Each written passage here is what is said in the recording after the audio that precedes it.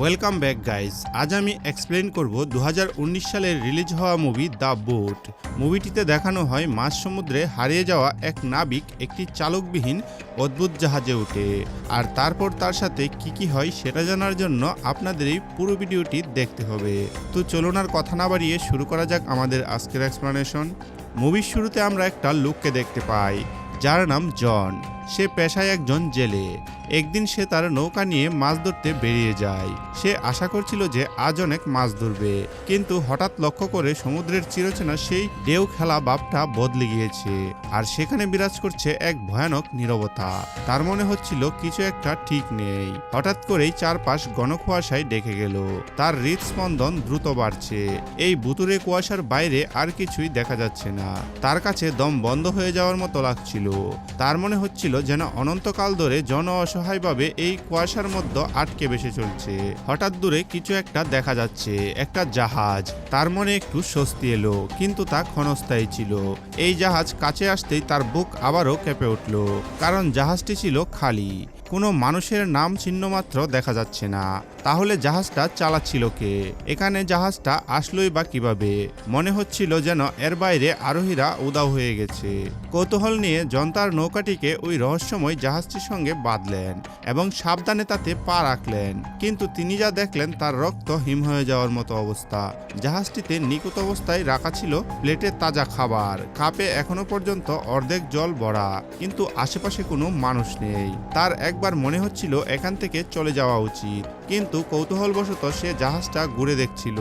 জন তদন্তের জন্য ইঞ্জিন রুমে গেলেন, কিন্তু সেখানে আরো একটি ধাক্কা তার জন্য অপেক্ষা করছিল। তিনি দেখেন ইঞ্জিনটি ছিল ভাঙা। এত বড় জাহাজ এভাবে উদ্দেশ্যহীনভাবে ভেসে বেড়াচ্ছিল কিভাবে আর কি করে? এর কর্মীরা কি সমুদ্রে হারিয়ে গিয়েছে নাকি? হতাশ হয়ে তিনি বাইরের কুয়াশার দিকে তাকালেন। তারপর নিয়ন্ত্রণ কক্ষে ফিরে এসে জন রেডিও চালু করলেন। এক অজানা বয়ে তার কণ্ঠস্বর কাঁপছিল, তবুও তিনি বিপদের সংকেত পাঠালেন। এই জাহাজটি সমুদ্রে আটকে আছে, কেউ যদি শুনেন দয়া করে উত্তর দিন। কিন্তু শোনা যাচ্ছে কেবল নীরবতা। অপর পাশ থেকে কোনো উত্তরই আসছে না। কিছুক্ষণ অপেক্ষা করে তিনি হাল ছেড়ে দেন। অতঃপর তিনি তার নিজের নৌকায় ফিরে যাওয়ার সিদ্ধান্ত নেন। কিন্তু যখন তিনি বাহিরে এলেন তখন তার বুকটা দরফর করে উঠল। তার নৌকাটি আর নেই। তার মনে এক আতঙ্ক বিরাজ করছে। তিনি এখন সম্পূর্ণ একা এই জনমানবহীন অভিশাপগ্রস্ত জাহাজটিতে আটকে পড়েছেন। তিনি লক্ষ্য করেন কুয়াশা যেমন হঠাৎ এসেছিল তেমনই হঠাৎ করে উধাও হয়ে গেল। আকাশ পরিষ্কার হয়ে গেল। চারপাশে সীমাহীন সমুদ্র দেখা যাচ্ছে। চারপাশে শুধু পানি আর পানি। কিন্তু জনের স্বস্তি ছিল ক্ষণস্থায়ী। পালানোর কোনো উপায় না থাকায় এই ভুতুরে জাহাজটিকে আবারও সচল করার উপায় খুঁজে বের করা ছাড়া তার মাথায় আর কোনো কিছুই আসছিল না। তিনি জাহাজটিতে একটি টুলবক্স পেলেন এবং বহু ঘন্টা চেষ্টা করার পর ভাঙা ইঞ্জিনটি মেরামত করতে সক্ষম হন। প্রথমবারের মতো তার বুকে আশা লাগে তিনি চলে যেতে পারবেন, কিন্তু রেডিও তখনও নীরব। বাইরে বিশ্বের সাথে কোনো সংযোগ নেই। ক্লান্ত জন এক মুহূর্তের জন্য বাইরে খোলা ডেকে এলেন, কিন্তু তখনই খোলা ডেকের মাঝখানে অকল্পনীয় ঘটনা ঘটল। হঠাৎ করেই তিনি পেছন থেকে এক হিংস্র ধাক্কা অনুভব করলেন। তিনি সামলাতে পারলেন না। কোনো মতে রেলিং ধরে বরফ ঠান্ডা জলে পড়ে যাওয়া থেকে নিজেকে বাঁচালেন। তিনি শ্বাস নেওয়ার জন্য হাঁসফাঁস করছিলেন। জীবন বাঁচানোর জন্য আঁকড়ে ধরেছিলেন জাহাজের রেলিং। কেউ বা কিছু একটা এই জাহাজে তার সঙ্গে ছিল। তার কাঁপতে থাকা শরীরে বাকি থাকা সমস্ত শক্তি দিয়ে জন নিজেকে আবারও ডেকের উপরে টেনে তুললেন। সারা শরীর তার কাঁপছিল। তার সাথে কিছুই ঠিক হচ্ছে না। প্রথমে তিনি নিজের নৌকাটিকে হারালেন, আর এখন অদ্ভুত এই জাহাজে হঠাৎ করে উপস্থিতি অনুভব করলেন। অথচ জাহাজটি তিনি খুব ভালোভাবেই ঘুরে দেখেছেন। জাহাজটাতে তিনি কাউকে খুঁজে পাননি। আর দিনের বেলার সেই অদ্ভুত কুয়াশার কথাও তার মনে পড়ছিল।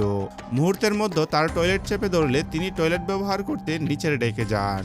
বাহিরে তখন বাতাস ছিল টান টান। তিনি বেরোনোর জন্য হাতল ঘোরানোর সময় বুঝতে পারলেন দরজা নড়ছে না। এটি বাইরে থেকে লক হয়েছিল। জন অনেক ঘাবড়ে যান। তিনি দরজায় আঘাত করতে লাগলেন। ভয়ে তার গলা থেকে শব্দই বের হচ্ছিল না। তবুও তিনি চিৎকার করার যথাসম্ভব চেষ্টা করেছিলেন, দয়া করে কেউ দরজাটা খুলুন, আমি কিছু চুরি করতে আসিনি, আমি শপথ করে বলছি। জন বারবার বলছিলেন এই কথাগুলো, কিন্তু অপর পাশ থেকে কোনো উত্তর নেই। ভীতজন তখন পালানোর পথ খুঁজতে লাগলেন। তার পকেটে হাতরে একটি মুদ্রা পেলে সেই দিয়ে স্যার দরজা খোলার চেষ্টা করলেন, কিন্তু এসব দিয়ে কি আর লক দরজা খোলা যায়? এতে তার কোনোই কাজ হলো না। তার শ্বাস প্রশ্বাস দ্রুত হচ্ছিল, তিনি অনেক ঘাবড়ে যাচ্ছেন। ভয়ঙ্কর এই পরিস্থিতিতে পড়ে তিনি উপলব্ধি করছিলেন যে কেউ বা কিছু তাকে নিয়ে খেলা করছে, সব পথ বন্ধ করে তাকে কষ্ট দেওয়ার চেষ্টা করছে। কিন্তু কেন? জনের আতঙ্ক হতাশায় পরিণত হলো। তিনি তার কাছাকাছি একটি কেবিন খুললেন এবং এরপর যা দেখলেন তাতে তার বুক কেঁপে উঠল। টাটকা এবং গাঢ় রক্ত, তার হৃদস্পন্দন জোরে জোরে হচ্ছিল। তিনি দ্রুত চোখ ফিরিয়ে নেন। তিনি খুব ভীত ছিলেন। এটাই কি তবে জাহাজের কর্মীদের ভাগ্য? আর এরপর কি তার পালাতে মরিয়া জন এক জোড়া কাছি খুঁজে পেলেন এবং নিজেকে মুক্ত করার জন্য আরো একবার চেষ্টা করলেন। কিন্তু যতই চেষ্টা করুক না কেন দরজা শক্তভাবে লক করা ছিল। তিনি আটকে পড়েছেন এবং নৌকাটি তার অন্ধকার রহস্য নিয়ে অবিচলিতভাবে অজানার দিকে এগিয়ে যাচ্ছিল। জন এক দুঃস্বপ্নে প্রবেশ করেছিলেন, আর এর থেকে জেগে ওঠার কোনো উপায় ছিল না। হঠাৎ জনের চোখ একটি ছোট জানালার দিকে গেলে আতঙ্কের মধ্যে আসার এক ক্ষীণ ঝলক দেখতে পাচ্ছিলেন। অনেক চেষ্টা করে তিনি হামাগুড়ি দিয়ে বাইরে এলেন। তিনি শ্বাস নিতে হাঁসফাঁস করছিলেন আর আশেপাশে অসহায়ের মতো তাকাচ্ছিলেন, কোনো একটা রাস্তা যদি পাওয়া যায় এখান থেকে বের হওয়ার। তখনই তিনি দেখতে পেলেন দূরে একটি বিশাল কার্গো জাহাজ ঢেউ কেটে তার দিকে সোজা আসছে। তার বুক তখন বয়ে কাঁপতে লাগলো। তিনি বুঝতে পারলেন এখানে একটা অঘটন ঘটবে। কার্গো জাহাজটি যদি এভাবে আসতে থাকে তবে তার জাহাজটি চূর্ণ হয়ে যাবে, আর তার সঙ্গে তার বেঁচে থাকার শেষ সুযোগও শেষ হয়ে যাবে। তিনি ভীত, হতাশাগ্রস্ত। তিনি উন্মাদের মতো তার শার্ট নাড়াতে লাগলেন, যা ছিল তার কাছে আগত জাহাজকে সংকেত দেওয়ার একমাত্র উপায়। কিন্তু জাহাজের কেউ তাকে যেন লক্ষ্যই করছে না। তার হৃদস্পন্দন প্রতি সেকেন্ডে দ্রুত বাড়ছিল। তিনি আসলে ট্র্যাপেড। মৃত্যুর শীতল বাস্তবতা তার কাছে আসতেই হঠাৎ তার চোখে জানালার দিকে ঝুলে থাকা একটি দড়িতে পড়ল। তার বুকে আশার এক ঝলক জ্বলে উঠল। তিনি সেটির জন্য ঝাঁপিয়ে পড়লেন। তার মনে একটি ধারণা তৈরি হচ্ছিল, যদি তিনি তার জাহাজটিকে সরাতে পারতেন হয়তো তিনি নিজেকে বাঁচাতে পারতেন। তিনি দ্রুত দড়িটি বাঁধলেন। তার আঙুল কাঁপছিল। তিনি দড়িটা বাইরে ছুড়ে দিলেন, এই আশায় যে এটি নৌকাটিকে দ্রুত নোঙর করবে। কিন্তু তার ভাগ্য তার সাথে এক নিষ্ঠুর খেলা খেলল। দড়িটি জাহাজের ফ্যানের মধ্যে পেঁচিয়ে গেল আর তার গলা চেপে ধরল। জন হাঁসফাঁস করতে লাগলেন। তিনি তীব্র আতঙ্কিত। দড়িটি তার শ্বাসরোধ করতে লাগলো। অন্ধকার তাকে ঘিরে ধরতে শুরু করলো, কিন্তু তার শরীরের বাকি থাকা সমস্ত শক্তি দিয়ে তিনি একটা কিছু দিয়ে দড়িটি খোলার চেষ্টা করতে লাগলেন। তার ঘাড় জ্বলছিল, মুখ লাল হয়ে গিয়েছিল। তিনি মৃত্যুর দুর্গুড়ায় ছিলেন, কিন্তু শেষবারের মতো জুড়ে টেনে ধরতেই দড়িটি তার বাঁধন ছেড়ে দিল।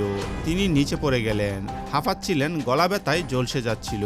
তিনি মরতে মরতেও বেঁচে গেছেন। তিনি নিচে পড়ে গেলেন। তার ঘাড়ের এখনকার আঘাত মনে করিয়ে দিচ্ছিল যে তিনি মৃত্যুর কতটা কাছে এসেছিলেন, কিন্তু তিনি এখনো বিপদমুক্ত নন। হঠাৎ কার্গো জাহাজটি বিকট শব্দে তার জাহাজের সাথে ধাক্কা খেল। ওই ধাক্কায় জন ছিটকে পড়েন, আর কোনো কঠিন বস্তুর সাথে তার মাথায় আঘাত লাগার কারণে সবকিছু অন্ধকার হয়ে যায়।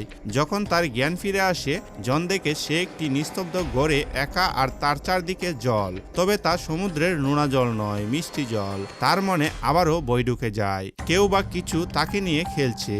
জন তার কাঁপা কাঁপা কণ্ঠস্বর নিয়ে মিনতি করছিলেন, দয়া করে আপনি যেই হন না কেন আমাকে শুধু যেতে দিন। কিন্তু কোনো উত্তর পাওয়া যায় না। সেখানে শুধুই নীরবতা। এত ঝামেলার মাঝে ক্ষুধা তাকে কষ্ট দিচ্ছিল। তৃষ্ণায় তার গলা শুকিয়ে যাচ্ছিল। স্বস্তির জন্য তিনি শাওয়ারের দিকে গেলেন, কিন্তু মিষ্টি জল নোনা হয়ে তাকে উপহাস করতে লাগলো।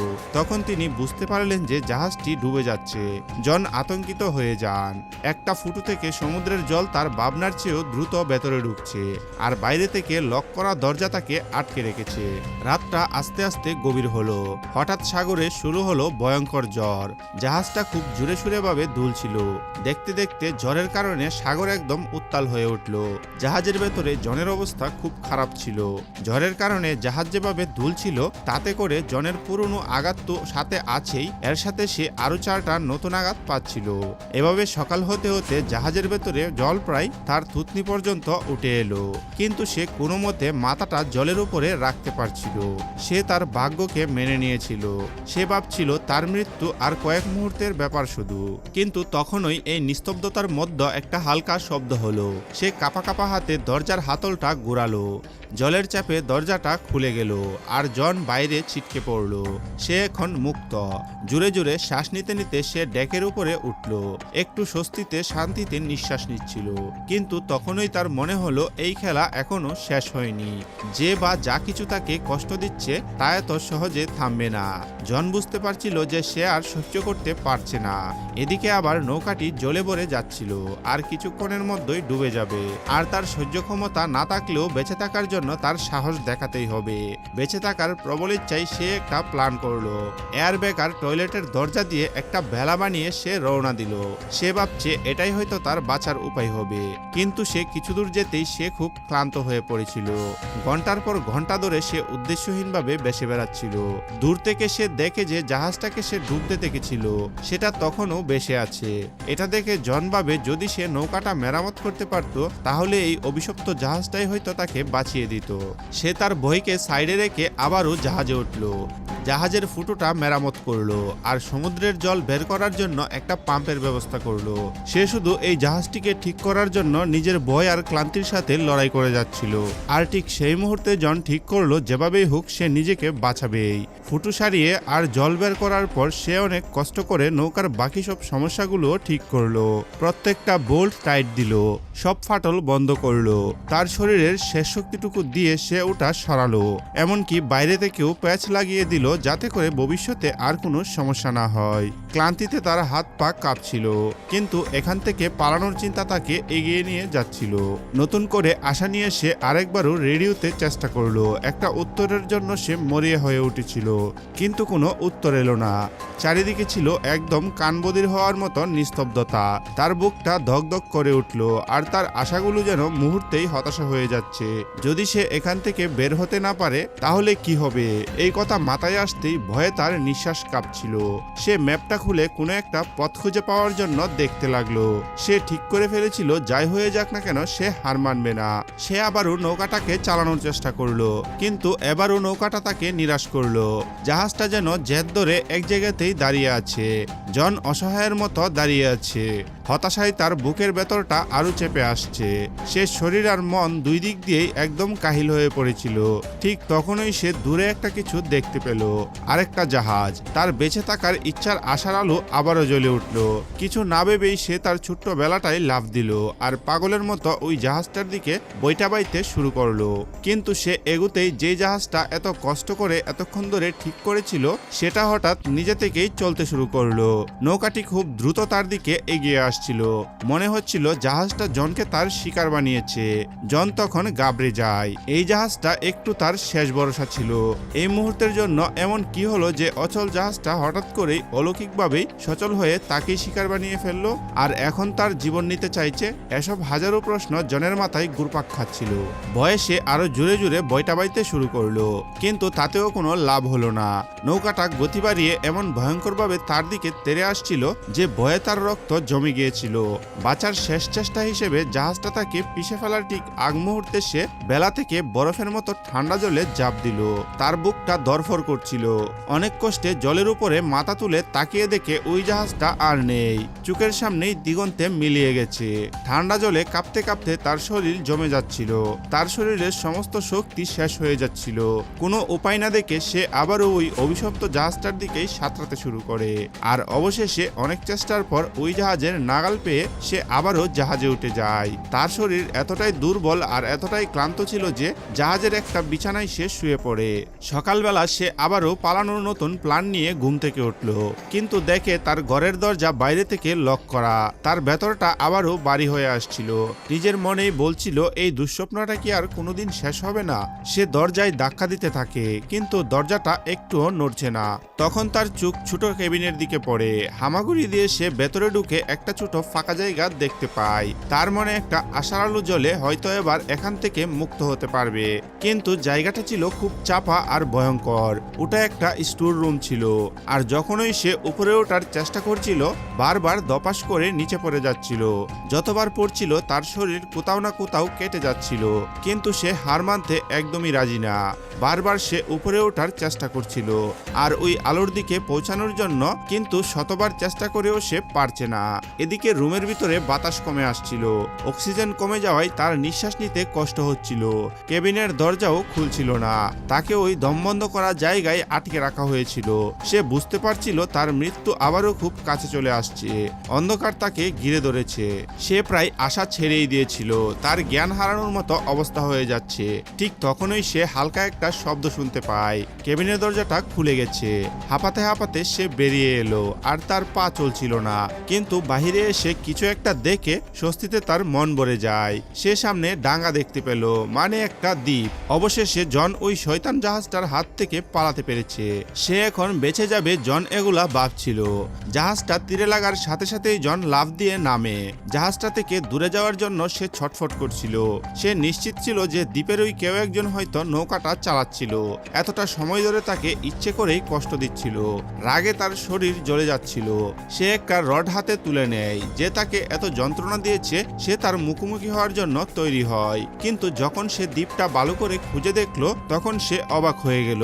কোথাও কেউ নেই, একটা প্রাণীও পর্যন্ত নেই।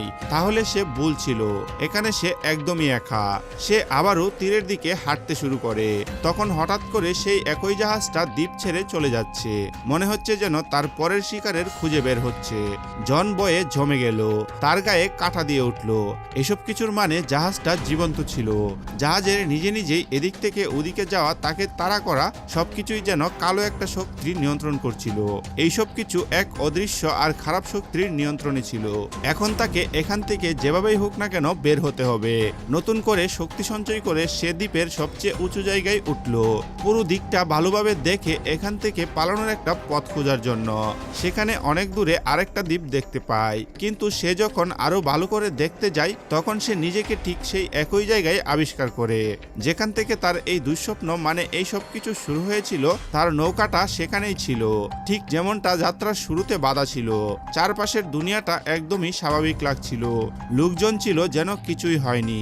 এসব দেখে মনে হচ্ছিল যা কিছু ঘটেছে তা একটা খারাপ স্বপ্ন ছিল মাত্র। কিন্তু জন ভালো করেই জানতো সবকিছুই সত্যি ছিল।